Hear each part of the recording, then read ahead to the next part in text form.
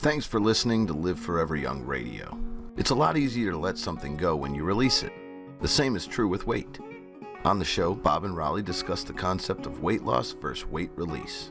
They reveal some of the most common causes of weight gain and how they have contributed to the current obesity epidemic and what you can do to avoid them.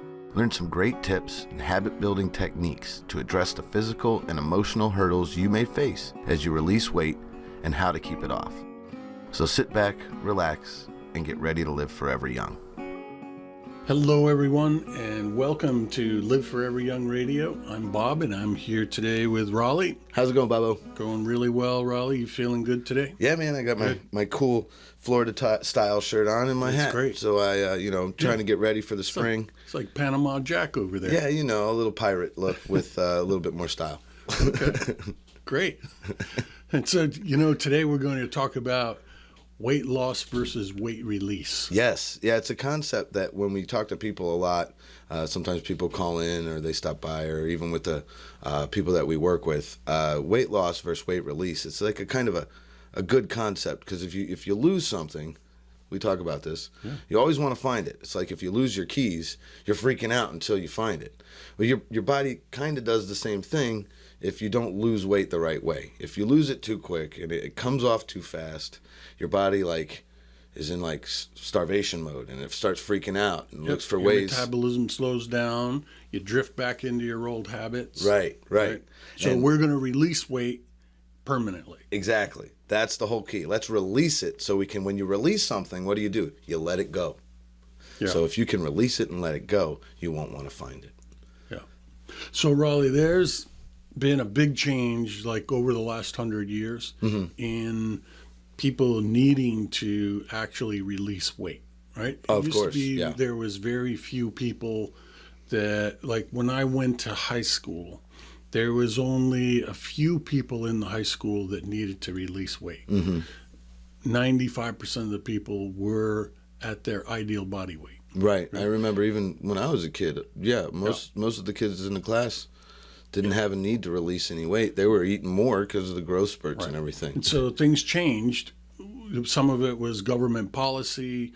Others was the type of food that was being produced. Other things is the soil got really depleted. But over time, it made it more the norm for people to become overweight or obese. Also, the advent of, the processed foods, or the ways that we store food, freezing food, and trying to make it last longer, all the science that they started to involve in it started to kind of deplete all the good stuff too, Yeah. And so one of the main things is how deplete the soil is. So what happens is when people eat food that's been grown in really poor soil, there's very little nourishment, and as a result, they're always hungry because their body is calling out for nourishment. And so they tend to eat more and more and more. And never get full. And they never get full, and they never get well nourished. So on top of being overweight, which puts a big burden on your body and your hormone systems, you also, are sick because you're not well nourished. Exactly. So what we like to try to do is make it easy for people to get well nourished. Yeah. So we use our total health system to help people do that. Yeah, complete foundational nutrition, man. You got to get your bases covered. We've talked about this in a couple different podcasts. Ending supplement confusion is one of the ones that comes to my mind. But you got to start with a good base, because a lot of the things that you might have issues with, you won't realize come from kind of being low on the nutrients you need because of your food supply. Or a lot of people eat out of convenience, so they never get a real well-balanced meal or anything. Whatever the case is, you got to start with a good foundation. And so we have a whole podcast on foundational nutrition that people can watch. That'll go into the whole thing about how you need all the right macronutrients, the micronutrients, the specialty nutrients that will help you to be well nourished. And as a result, you tend to lose some of your cravings. You eat less food, which is empty calories, and your body naturally releases weight when you become well nourished, and Right. you also feel like exercising. Right. Yeah. And if you haven't seen that, go to liveforeveryoungradio.com or our YouTube channel. And so they can go to Boomer Wellness Network. They'll find us on Facebook. Yes. And they can go to Boomers Forever Young to find us on YouTube. Right. But it's all about boomers and being forever young. There you go. Right? There you go. And so the other thing is that we started packing our foods with sugar a number of years ago, and we also switched to using highly processed seed oils. So people started cooking with corn oil, canola oil, etc., and also using high fructose corn syrup to flavor things. And these are compounds that are very convenient for the agricultural industry, but devastating on human health. Right. I mean, the sugary drinks and the sodas, I mean, there, that's a huge block of calories for people that they're not getting anything great from or anything at all. It's really. like a quarter of all the calories consumed in the United States is from drinking soda pop. Yeah, that's... Yeah. And so what happens is when people do that, their blood sugar goes up, and they can't actually use all of the sugar that's in their bloodstream. Right. So what the leftover sugar bumps up against the proteins that you went to a lot of trouble to make, and it glycates them and renders them into a toxin. Right. And then throws off a molecule of superoxide, which is a very, very powerful free radical that is damaging your body. It creates inflammation in your heart and all throughout your body. And so it's not just that you've eaten a candy bar and drank a soda pop. You actually started doing massive damage to your body as a result. Right, on a cellular level, when you're looking at it that way. It's kind of crazy when you think, we've talked about glycotoxins a little bit before, but when they look at them under a microscope, they're like, oh my God, get that out of here. Don't touch that. Yeah. And that's like the stuff we're drinking, you know? Like, And likewise with seed oils that a lot of people cook with, like canola oil and corn oils, they are oxidized and have trans fats because of the way they're cooked, and they become very, very inflammation promoting as well. Yeah. And a lot of people, they're in a lot of processed foods, and the combination of eating processed foods with cooked in seed oils and drinking a soda pop with it, you're really not eating food, right? No. You're just pouring really, really bad calories into your body. You'd be better off not eating at all than eating that type of food and drinking soda pop.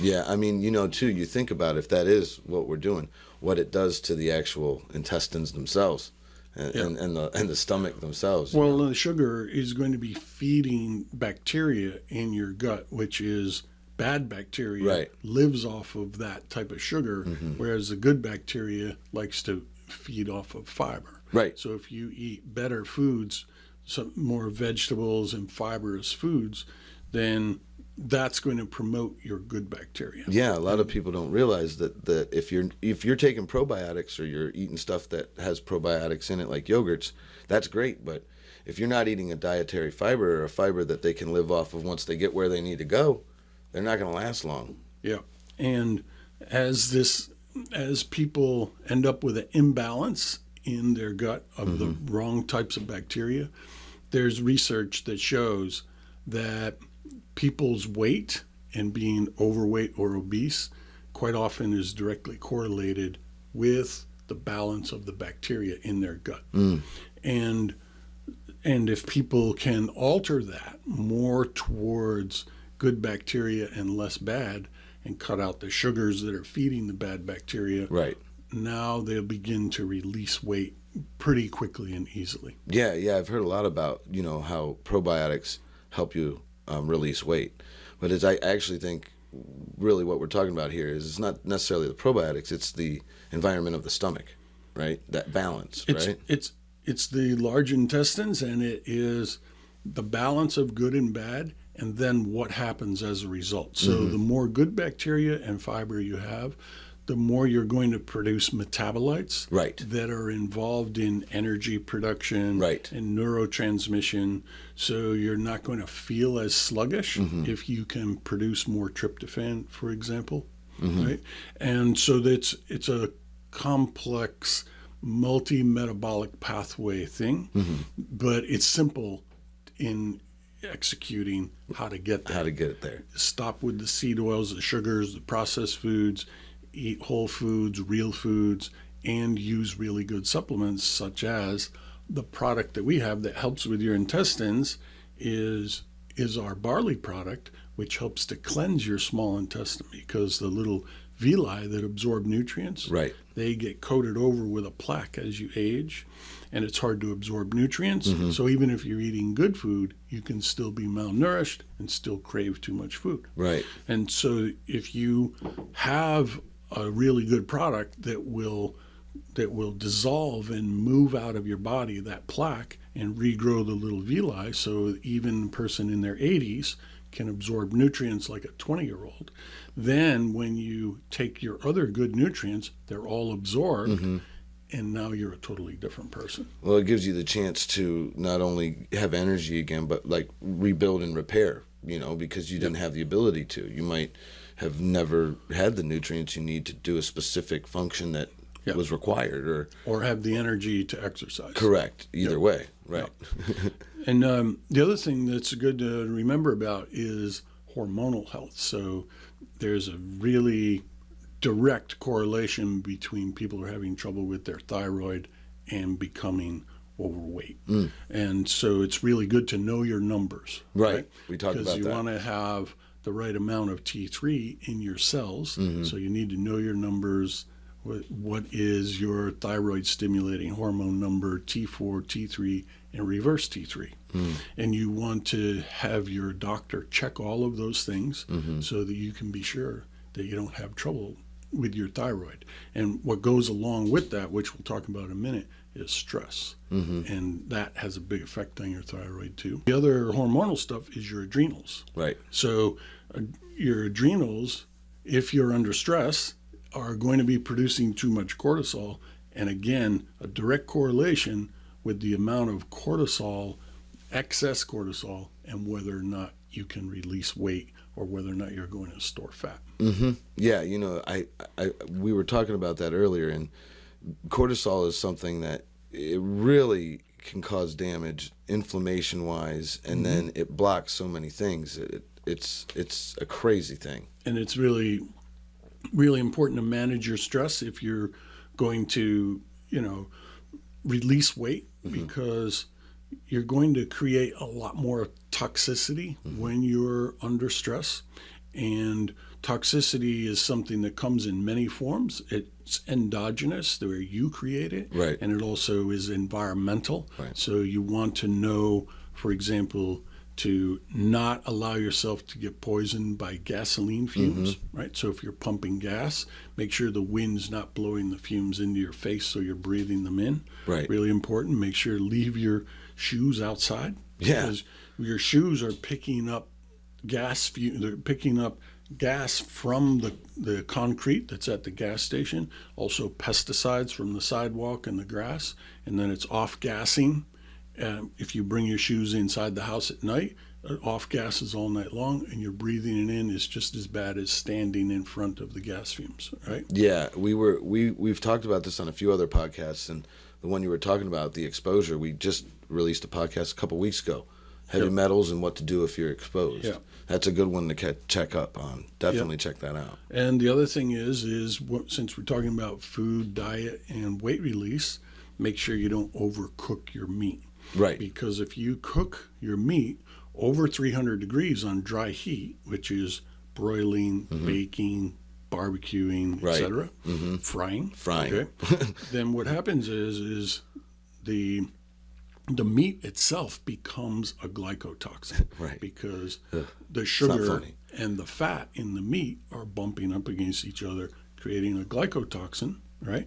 And throwing off more superoxide.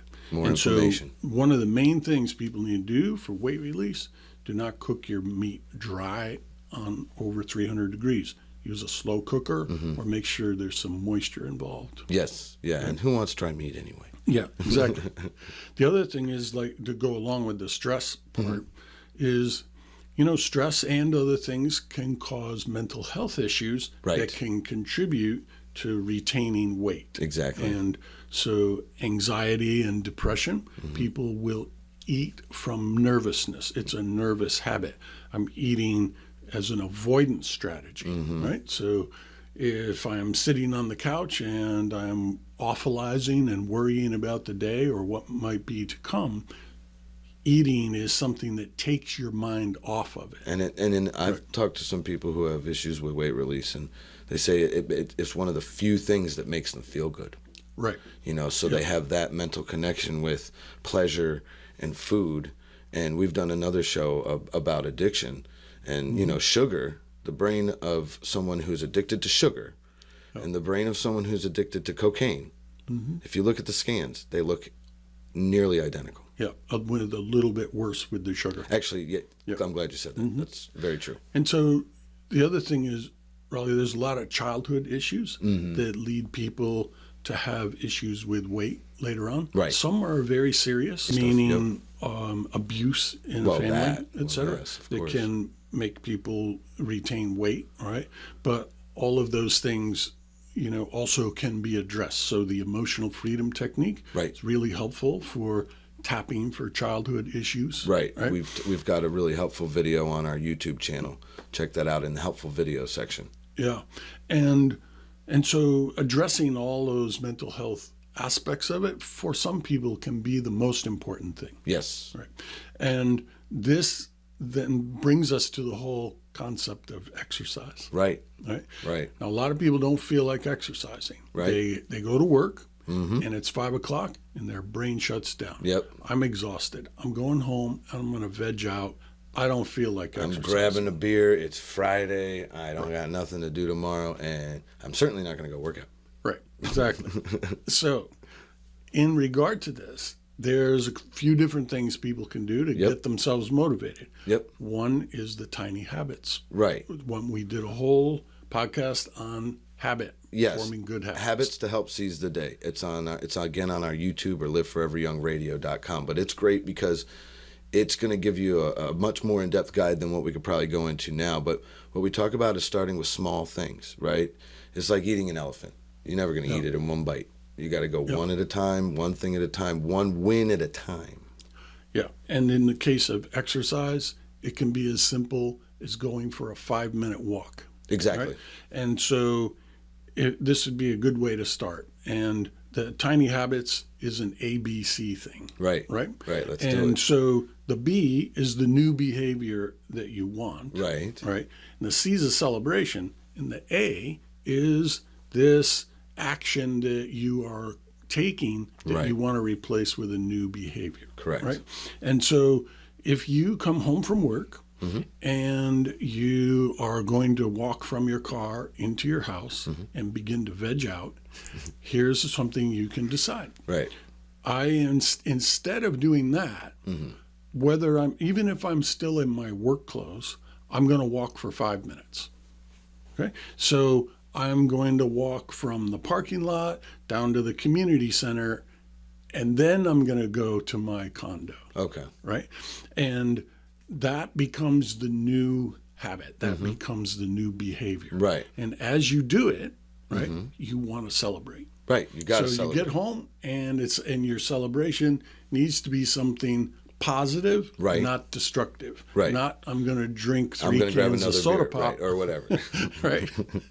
But that's not the celebration. Something to reward yourself with a gesture. Even yes, I did it. Right. Okay? The celebration is really important because what we celebrate, we want to do more of. Exactly. Right. And so in this case, positive reinforcement. You're going to use it for exercise. Exactly. Yeah, you got to have the positive reinforcement. So another thing people can use the tiny habits for is what they eat when you come home. So people will come home from work, they open up the refrigerator, and they grab something rewarding, right, that is not necessarily good for them. No. Right? Ice cream, whatever. Yeah. And so you can decide to have a new behavior. So what you want to do is have healthy food right at the front, right? So stalks of celery or carrots or something that's already prepared. You read my mind. And make sure it's cut up in the water so it's crispy. It's ready to roll. And so now this is your new behavior. Hummus too. Get hummus for it. So. Yeah, you go. This is your new behavior. When you open the refrigerator, you're going to grab something healthy because it's right in the front. Right there. It's right in the front. It's easier to get to. And you're going to do this, and then you're going to celebrate it. Right. Yes. Yes. I made the effort to get the celery in the front. Right. And I actually did it instead of reaching for a soda pop. There you go. Okay. Now, the other really good thing that people can use for modifying behaviors is the emotional freedom technique. Yes, we talk about that also a lot. Called tapping. Yep. And we actually have a video called Tapping for Weight Loss. It's right there. Search it on our YouTube channel. Replace the word loss with release. Right. And you're good to go. Yeah, we put it in there for search purposes, but we'll update it. Yeah. And so it's very easy to use tapping for weight loss, and especially if it relates to a childhood issue. Mm-hmm. Okay? Because you don't even have to identify the specific childhood issue. Mm-hmm. Okay? You don't have to face it and say it out loud and enter yourself into a place of emotional distress. Just call it a childhood issue. Mm-hmm. You know what it is. Right? And you don't even have to say it. One of them. And so you can tap on your fingertips and say, even though up until now I thought I had to continue to overeat and neglect myself and sit on the couch like a lump on a log, I completely love and accept myself anyway. And I'm so grateful now that I realize these old childhood issues have no control over me. Right. This is a new day. I'm a new person, and I'm feeling at complete peace. Right. Cross your hands on your heart and breathe in and relax, and you can begin to learn to use tapping for anything that you want. Right. But in this case, overcoming a childhood issue that has contributed to you needing to release weight. Exactly. Very powerful stuff. Yep. And I think that's about it for today, Rollie. That covers a lot of different types of topics, but we have a lot of other podcasts that go into more depth on being well nourished and how to use tapping, how to use tiny habits, stuff on hormones with thyroid and adrenals, all that. Tons of information. So it goes into more depth on anything that really struck you that says, oh, that's my issue right there. Yep. And so if you've picked that issue and you look through our podcast to say, this is what I want to learn more about, or if you want to call and talk to us, you can actually call us at our office in St. Petersburg, Florida, and we will help guide you. Yeah, and if you guys actually go in there and search for something that you don't see any information on, send us an email. Send us an email at boomerboost@boomerboost.com and say, hey, I didn't see any information on this. What do you guys know about it? Yep. And we'll pull up what we know, and we'll do a little thing on it. And the boomerboost.com website has an 800 number right at the top. Right at the top. Right. Give us a call on that 800 number, and we'll help you out. Absolutely.